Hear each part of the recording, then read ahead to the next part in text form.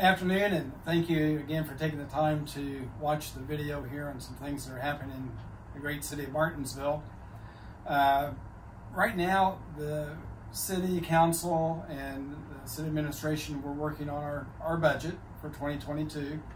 We've had 2 workshops. We have 2 more that are scheduled.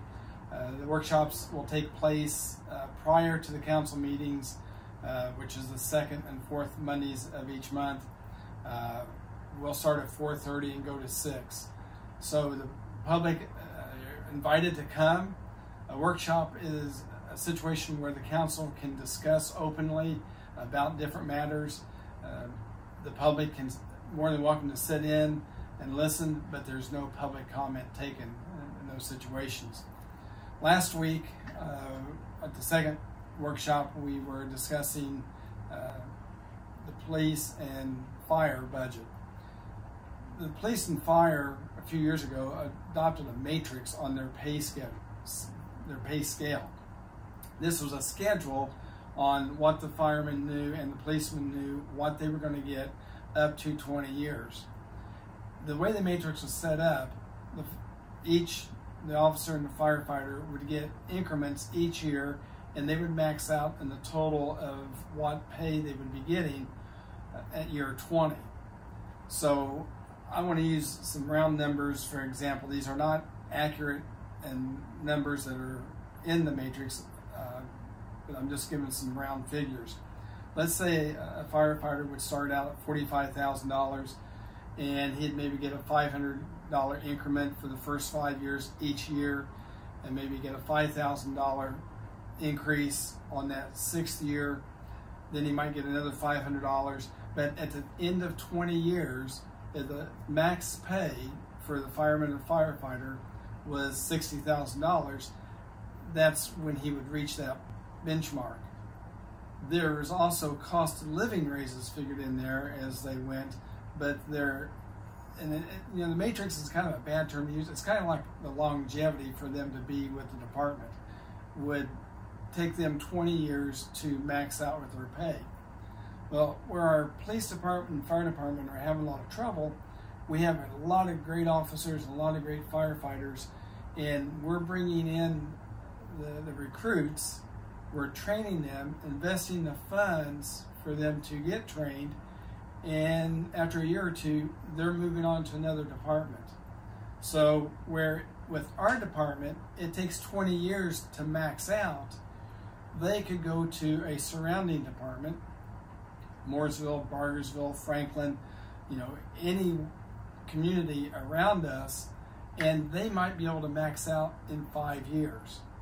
And so the pay increases for those 5 years are set at a level that we cannot touch at this point. So to combat that, our departments are trying to redo the matrix, the longevity schedule, and make it more attractive, or the firefighters and the police officers will stay here. If after 5 years they would be maxed out, they would still get a cost of living raise each year as they were still employed here. But this is something that is very disturbing for both the fire chief and police chief, because they're losing some very good officers and firefighters because we can't stay up with the pay that the surrounding areas are offering. So that was one of the reasons that the matrix and the longevity, that pay scale has been re-examined. They're thinking about bringing it from 20 years to a 13-year term for them to be maxed out on. So that's still discussion that's happening. I think it's very important for our community to realize, you hear the term matrix, sometimes it's kind of confusing. What are they really talking about?